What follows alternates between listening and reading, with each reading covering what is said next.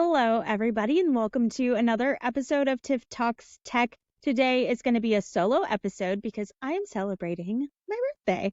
And in honor of me turning however old I am, that I don't want to say, really want to talk about some of the top lessons I've learned over my 8 years in multifamily. You could probably figure out how old I am just by knowing that I have been in multifamily for 8 years and I came here straight out of college. So that gives you a little hint if you want to figure it out. But I really want to talk about some of the things I've learned. It's amazing to see the longevity in this industry. And once you're in it, it's really hard to get out, people say. And I found that to be very true.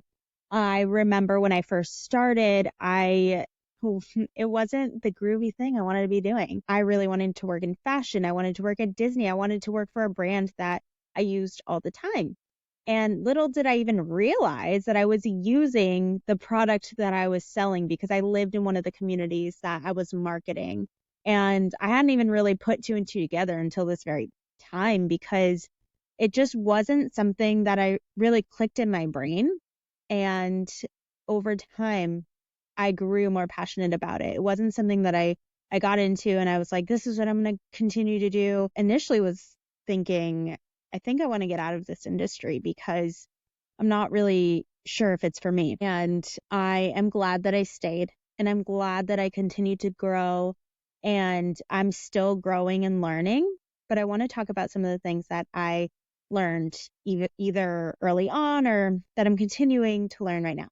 So one of the first things I want to share is that I was taught very early on not to say no. And sometimes that can be a good and a bad thing. I remember I was always taught to say, I will figure it out instead of I don't know, or no, we don't say no, I can't do that. We figure out how to do it. Or if it really is impossible, we figure out a workaround or how we can, not just say no. Let's figure out a better way to say that. And that was one of the first things that I learned. Second, I want to share that I learned you do not have to know everything. When I got into this industry, like I said, I was just out of college. I didn't know anything, first of all. Second of all, I felt so overwhelmed. I was marketing 60 properties, 60 plus, and I just felt like I was drowning. I didn't know what was even the first step. I never felt prepared for anything. And that's okay. One of the things one of my mentors taught me was that you don't need to know how to do everything. You just need to know where to go to figure it out. And that's really where I learned my figure it out attitude, because to this day, I don't know everything, but I just go ask ChatGPT. But we didn't have ChatGPT back when I started. I had to go and ask the resources and the vendor partners around me. And that leads me to my lesson number 3 is lean on those vendor partners. I have talked a lot about this, being a vendor partner myself and going from one side to another. It's so important that you really look at them as partners. One of the mistakes I think I made really early on is that like I said, I wasn't super motivated when I first started in multifamily. So I would kind of check out a lot of the time, especially when it came to vendor partners. My mentor and boss at the time, she's very well connected in our industry. And so I just kind of leaned on her and went along with things because I am an introvert and I really kind of leaned into that more. And as I've grown, I've found that there are ways to still be an introvert and connect with other people. But at the time, it was really hard for me to get out of that shell and get out from behind the scenes. And so whenever we would go out to lunches with vendors or go to events with vendors, I just kind of fell to the backside and I didn't really view them with as high of expertise as they probably had, and I really should have. So that's one of the mistakes that I made in the beginning and that I quickly turned around. Once I joined the vendor side myself, I found that a lot of times vendor partners really can be the expert. They know a lot more in that area. And I think that I just let myself get jaded by certain services that were not performing the way that I wanted them to. And so I was just like, oh, is this how it always is going to be? Is this the level of expertise that you have? Okay, well then that's great, but it's not really helping me. So that was one of the things that I really had to change my point of view on as I continued to grow. Another thing that I learned after 8 years in this industry is to have a mentor, and that mentors come in so many different forms, and it's great to have mentors for all different kinds of things. When I first started, I had a boss. Her name was Kitty, and I know I've talked about Kitty before, but she really took me under her wing and taught me everything that I know in this industry. I can't even thank her enough for what she taught me, and even just like the way she taught me to think. I don't know that I would have gotten that anywhere else. And I am so, like I said, I'm so grateful to have had that experience. As time went on, I continued to find different mentors in different areas of my life. And I just really realized how essential that is, especially when you're starting out in an industry. I mean, Kitty made me do things I didn't want to do. And I'm so grateful because it got me out of my comfort zone. For instance, I did not want to be a leasing agent. I felt like that was really salesy. And like I said, introvert over here, I was really lacking self-confidence at the time. And so I was just like, I don't want to do this. I don't want to sell apartments. I'm not going to be good at it. And I wasn't that good at it. But that being said, I'm so grateful for the experience because I would have never chosen to do that. And now I know what it's like to be on site and what the process entails. And I think that that makes me more in touch with our industry and gives me more of a unique perspective that I would have never gotten had I not been pushed into doing that. The next thing that I really learned is to balance the efficiency and personal touch of things. I work really, really fast.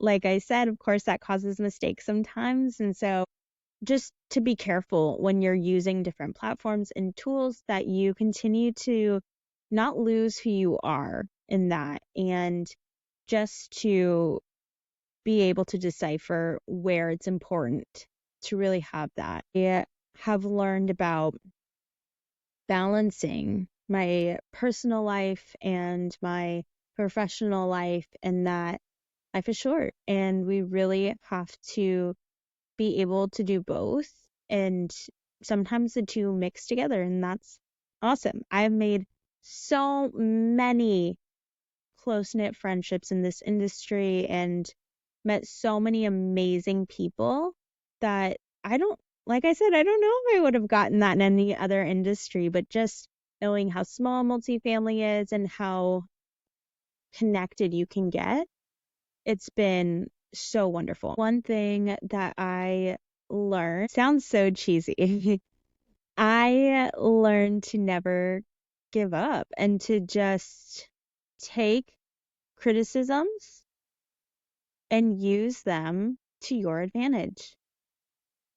There was one time I was working on the property management side and I was still pretty junior. I wanted to be promoted. I really wanted to advocate for myself. I wanted to move up. And I was working with a team member who they were planning to move her up. And this team member was one of my close friends at the time. And so she was like, well, I don't really know if I want it because I think I want to move out of state and I want to shift in my career and I don't really think I want to stay here. I was like, well, I do want to stay here and I do want to be promoted and I do want to grow with the company. And this is where I see myself long term. And so went to the COO and I said, hey, can we please have a conversation? The conversation did not go well. I had said to him, hey, if you guys, if things don't work out with promoting so and so, I would like to be considered for the position and I'm willing to do what it takes to grow into that. or, however you think I can improve, I'd be happy to do so. And really, he said, oh yeah, you don't need to worry about that because that's not going to happen. So just, you don't need to worry about that. So-and-so is probably going to take the role. And so, yeah, that's the route we plan on going. And I really was taken aback. The conversation kind of ended there. We went our separate ways. And I said, I'm going to show you. And within a year, I was moved up into that position. And not even just that, but within 2 years, I was continuously promoted and eventually moved up to a VP role. And I was just wanting to move into a manager role at that time. Like I didn't even, I could have never foreseen myself growing the way that I have, but it's because I've had people pour into my life. And those times that I was doubted, I used that as fuel. There was another time I was promoted to director here in my current position, and I was thinking, yeah, I'm pretty much doing everything that a VP should be doing. So I went to our CEO and I said, hey, I actually think that it makes more sense for me to be in this position, and here's why. And this is what I've done for the company. And this is how it wasn't just like, I deserve it because I deserve it. Here's all the proof behind why I think I should be a VP. And he said to me, we're not going to do that. And so I was like, okay, there's another humbling experience. It's fine. I will show you. And within 3 months, I was moved into a VP role. And that's just because I've taken that. And anytime that I've been given this sort of rejection, I take it and I figure out, how are we going to turn this into an opportunity? Where can I improve? And we're constantly learning and growing. We use that and we take it and we turn it into something beautiful, and we really make it have meaning. If I'm going to be rejected, if I'm going to be shown this is why I don't deserve the role right now, that's fine. Maybe I didn't deserve the role in that moment, but I took that and I figured out where are the areas that I need to grow and how can I do that. And that's what I did. Like I said, within 3 months, I was put into the VP role that I wanted. But I really had to show why I deserved it. Like I said, I had proof to begin with, but it wasn't proof enough. And I really needed to show why I thought I was worthy of having that role. Another thing that I've learned is that marketers in our industry wear so many hats. And it's a good thing. It can be a stressful thing. There are ways that you can streamline, delegate, things like that. But as a marketer, as a marketer on the operator side, I was diving into operations tasks that weren't really in my wheelhouse, but I did them anyways. I was diving into training tasks that, again, were not really in my wheelhouse, but I did them anyways. I never said no. And then coming onto the vendor side, I was a customer, so even helped give product tips.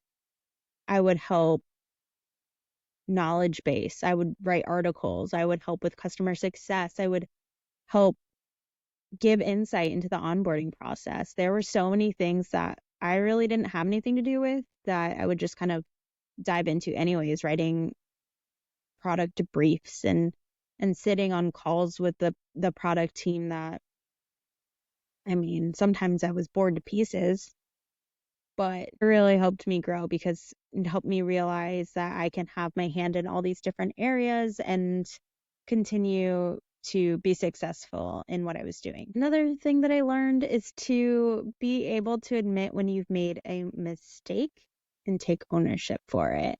And that one is never fun, but there's a way that you can take ownership without, I don't know, looking too bad. I've done things that I am embarrassed about, but I never did them again after the first time because I took it and I learned from it. So we try to fail and we fail fast. And once we do that, then we take it, we grow from it, we learn, we do better next time. Another thing that I learned is your reputation matters. Your reputation is so important. And that is something that I really learned in multifamily. Yeah, like I said, I didn't really care too much about my relationships when I first started. And as time went on, I realized how important it is to lean on those partners and lean on your network and different ways of doing that, even being an introvert who feels awkward sometimes.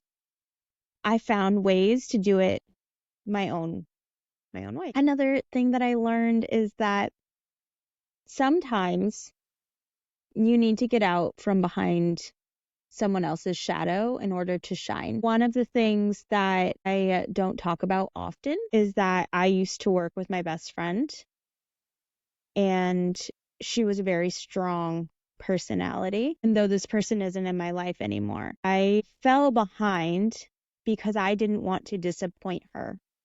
And I was just very apt to help her shine. But at the same time, I was forgetting about myself, and I was silently doing the work. I mean, one of the words that my boss frequently used to describe me at the time was quietly effective, because I wasn't somebody who was sitting there saying, look at what I did, look at what I did. I'm doing an amazing job here. And I just kind of quietly did my work, and I saw really great results, but nobody even knew it because I wasn't talking about it enough. It feels so weird to brag on your accomplishments, and still to this day, it's uncomfortable. And whenever I do, I'm thinking, is this even right? Did I even do this? But it's so important that you do, because when you're behind someone else's shadow, even if you love the person, even if you admire the person, even if that person is mentoring you, you are not showing your full potential, and it can hinder you later on in your career. So that was an area I just kind of sat back. I let her take the lead. And that is probably why at the time when I asked for promotion, the COO told me, no, that's not going to happen, because I wasn't showing what I could do, even though I knew I could do it. I knew I was just as good as her, but I wasn't showing anybody that because I was not saying it enough. And so that's one of the things that I learned pretty early on.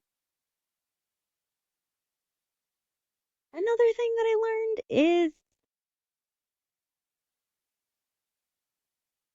you can always find what you need. I remember when I was working with this friend, there would be times that she was frustrated with me because I was always, always, always asking questions, which is good. You want to continually ask questions, but she taught me how to find things for myself, because when she would get frustrated, she would just not help me, which sounds so mean. And it did feel mean at the time, but now that I think about it, I am appreciative of the experience, even though it was uncomfortable and not fun and I was frustrated. Um, it really taught me that, okay, I'm going to have to figure it out myself. And this is how we do it. And it gave me that analytical mindset that I think I was lacking when I first started. So really made me a go-getter in the end. So thank the haters, really. Anyways, I am just so grateful for all of you for tuning in to my special birthday episode and listening to my rambles of lessons and the things that have really shaped my career. So grateful for, and I'm grateful for everybody on this journey, and just another year to be able to grow and continue. So thank you guys for tuning in, and be sure to join next week for another great episode.